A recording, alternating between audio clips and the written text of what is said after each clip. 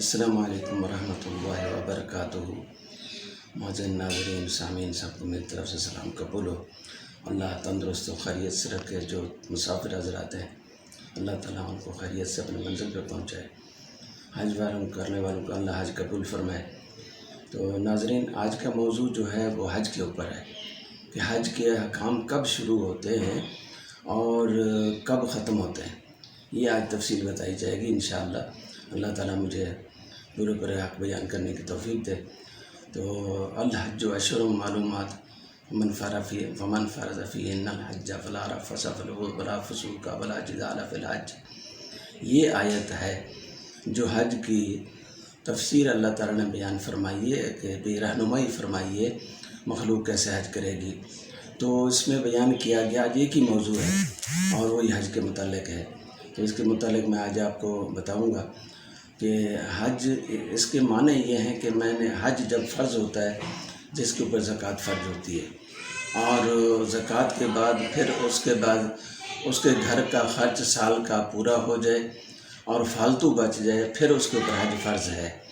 اور اس کے لیے اللہ تبارک و تعالیٰ نے یہ آیت نازل فرمائی اور فرمایا کہ جو حج کرے گا اور بغیر جھگڑے فتنے فساد کہ تو وہ حج ایسے ہوگا جیسے ماں کے پیٹ میں بچہ پیدا ہوتا ہے اور پاک صاف ہوتا ہے، وہ گناہوں سے ایسا پاک صاف کر دیا جاتا ہے۔ اور اس کے متعلق یہ ہے کہ یہ حج کب شروع ہوتا ہے۔ حاجی تو کئی مہینہ ہو کے جا رہے ہیں اور حج کا مہینہ آج 28 تاریخ ہے، پرسوں تک انشاءاللہ شروع ہو جائے گا۔ 8 تاریخ کو یا 9 تاریخ کو انشاءاللہ تعالی حج کے ایام شروع ہو جائیں گے، 7 یا 8 کو سعودی اخبار کے مطابق، چونکہ 29-30 کا چکر ہے تو وہ 29 تاریخ کو چاند دیکھیں گے۔ تو اس کے متعلق یہ ہے کہ حاجی جب جاتے ہیں تو عمرہ وغیرہ کر کے اپنی باتیں کرتے رہتے ہیں اور لبیک اللہم لبیک کی صدائیں ہر جگہ لگتی رہتی ہیں، لیکن حج کے اصل احکام کب شروع ہوتے ہیں؟ وہ ہوتے ہیں 7 تاریخ کی شام سے۔ ویسے تو حاجی اب جو ہیں وہ مینا میں بھی ٹھہرے ہوئے ہیں، مکے میں بھی، مدینہ میں بھی، پورے مکہ مدینہ مینا میں یہ ٹھہرے ہوئے ہیں، لیکن جو حاجی 7 تاریخ سے پہلے پہنچ جائیں گے وہ 7 تاریخ کو احرام باندھ کے پہلا حق فرض ہوتا ہے طواف زیارت۔ وہ 7 تاریخ کی شام کو طواف، چاہے وہ مینا میں ہیں، مکے میں، مدینہ میں، سب اکٹھے ہوں گے، اور پھر وقفے سے 7 کی شام کو عصر کے بعد وہ اپنا طواف زیارت شروع کر دیں گے، اور پھر وہ طواف زیارت کر کے اس کے بعد پھر سیدھا مینا چلے جائیں گے۔ تو یہ 8 کی رات مینا میں گزارتے ہیں، 8 کا دن بھی مینا میں گزارتے ہیں۔ اس میں لبیک اللہم لبیک لبیک لا شریک لک لبیک ان الحمد والنعمت لک والملک لا شریک لک۔ یہ ہر اونچی نیچی جگہ پہ اترتے چڑھتے، اٹھتے بیٹھتے، نماز کے بعد، نماز سے پہلے یہ سب صدائیں یہ پڑھی جاتی ہیں۔ اور 8 کے دن شام کو بھی مینا میں رہتے ہیں، اور 9 کے دن جو بہت بڑا فریضہ ہے حج کا وہ ہے عرفات۔ پھر 9 کے دن صبح عرفات کے میدان میں چلے جاتے ہیں اور وہاں سارا دن گزارتے ہیں۔ مسجد نمرہ میں خطبہ ہوتا ہے، امام خطبہ دیتا ہے، تمام حضرات وہاں جو اپنا پہاڑی حج کے جہاں نبی پاک صلی اللہ علیہ وسلم بیٹھ کے خطبہ دیا تھا وہاں بھی لوگ بیٹھتے ہیں، اور وہاں شرط صرف عرفات میں پہنچنے کی ہے۔ اس میں یہ بھی ہے کہ اگر کوئی آدمی بھول جاتا ہے، بیمار ہو جاتا ہے، آگے پیچھے ہو جاتا ہے، اور مینا کے دن وہ مغرب سے پہلے عرفات پہنچ جاتا ہے اور پھر اس کے بعد باقی احکامات ادا کرتا ہے تو حج اس کا ہو جاتا ہے۔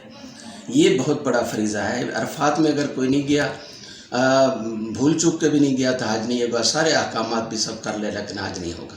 یہ سب سے بڑا فریضہ ہے۔ اچھا، اس کے بعد 9 تاریخ کی شام کو پھر عصر کی نماز وہاں نہیں پڑھتے۔ یہ حج کے ایام کے لیے، صرف حاجی کے لیے عصر کی نماز نہیں پڑھتے، پھر وہ سارے اکٹھے ہو کے جو حدود ہے عرفات کی وہاں کھڑے ہو جاتے ہیں، اور جب بگل بجتا ہے کہ جی اب مغرب ہو گئی، اذان ہو گئی، تو پھر یہ مغرب سے پیدل چل کے مغرب اور عصر کی نماز پھر مزدلفہ میں آ کے پڑھیں گے۔ پھر وہ عشاء سے پہلے پہنچ جائیں، عشاء کے بعد پہنچ جائیں تو یہ عصر کی نماز پڑھ کے وہاں کھڑے ہو جاتے، پھر مغرب اور عشاء کی نماز جو ہے وہ مزدلفہ کے آ کے پڑھتے ہیں اور مزدلفہ میں رات گزارتے ہیں۔ یہ جو واجبات میں ہے، مزدلفہ کی رات پھر وہاں گزارتے ہیں حاجی، اور مزدلفہ کی صبح فجر کی نماز پڑھ کے پھر مینا چلے جاتے ہیں اپنے خیمے میں سامان وغیرہ رکھ کے. پھر 10 تاریخ کی صبح جو جمرات جو کنکریاں ماری جاتی ہیں وہاں جاتے ہیں. وہاں جا کے پھر واپس آتے ہیں. واپس آ کے پھر جو کنکریاں مار دیتا ہے وہ واپس آ کے پھر اپنا جو ہے وہ سر مناتا ہے. سر منا کے پھر اپنے احرام کھول دیتا ہے. پھر قربانی کرتا ہے. حاجی قربانی کر کے پھر طواف زیارت کے لیے چلا جاتا ہے. پھر طواف جو ہے وہ کرنا پڑتا ہے. اور اس طریقے سے پھر 11 تاریخ کو کنکریاں ماری جاتی ہیں. پھر 12 تاریخ کو کنکریاں. تو یہ پھر 3 دن کنکریاں مار کے حاجی پھر فارغ ہو جاتا ہے اور حج مکمل ہو جاتا ہے. پھر طواف الوداع جو حاجی پھر فوراً روانہ ہو جاتے ہیں تو طواف الوداع بھی کرنا پڑتا ہے مکے میں. تو اس طریقے سے یہ حج مکمل ہو جاتا ہے. یہ احکامات ہیں حج کے. اس کے لیے باقی جو ان کے سنتے ہیں اور اس کے ساتھ جو رہنا سہنا ہے اٹھنا بیٹھنا ہے وہ لوازمات حاجیوں کے لیے احرام کے ساتھ کرنے پڑتے ہیں. 7 تاریخ کی شام کے لے کے 10 تاریخ کی صبح کنکریاں مارنے تک احرام میں رہنا پڑتا ہے. اس میں دوسری قسم حج کی بھی ہے. وہ بھی میں بتا دوں کہ اس کا بہت بڑا ثواب ہے. اس کو قران اور متمتع کہتے ہیں. متمتع یہ ہوتا ہے کہ جیسے 7 تاریخ کو احرام باندھ لیا اور پھر حج کے لیے چلے گئے. اور قران یہ ہے کہ وہ ایک آدمی باہر سے آتا ہے, اس نے آ کے عمرہ کیا, اوپر سے حج کے ٹائم شروع ہو گیا, تو وہ پھر طواف وہ پھر احرام نہ کھولے اسی احرام جو ہے عمرہ کیا ہے اسی احرام کے ساتھ طواف زیارت کر کے مینا چلا جائے. مینا سے پھر عرفات سے مزدلفہ. پھر کنکریاں مار کے جب احرام کھولے گا تو اس کو ڈبل حج کا ثواب ہوگا. یہ حج قران کہتے ہیں اس کو. تو یہ اللہ تبارک و تعالیٰ سب کو قبول فرمائے. اور پھر حج جمعہ کا دن ہو جائے تو اس کو اکبری حج بھی کہتے ہیں. تو یہ ہے جناب حج کے ایام اور احکامات. اللہ تعالیٰ سب کو حج کرنے کی توفیق دے. الحمدللہ اس چیز نے آج اس کو اللہ تبارک و تعالیٰ نے کئی دفعہ حج پہ جانے کی, اور میرے ماشاءاللہ 3 بیٹوں نے حج کیا ہوا ہے. 4تھا بیٹا میرا مدینہ شریف میں ہے, وہ بھی انشاءاللہ اس سال یا اگلے سال کرے گا. تو میں دعا کرتا ہوں اللہ تبارک و تعالیٰ سارے مسلمانوں کو حج کی توفیق دے. حج اس پہ فرض ہے جس کے اوپر زکوٰۃ بھی ہے, اور زکوٰۃ کے بعد اس کے بعد ضرورت فارغ ہے, خرچے اخراجات سے بھی فارغ ہے, تو وہ اس کے اوپر حج لازمی کیا کریں. اور اس میں اگر ایک دفعہ حج کر لو گے تو آپ کی 7 نسلوں کو اللہ تعالیٰ رزق دے گا. بہت بڑا ثواب ہے. اللہ ہمیں بھی آپ کو کرنے کی توفیق عطا فرمائے. آخر دعوانا الحمدللہ رب العالمین.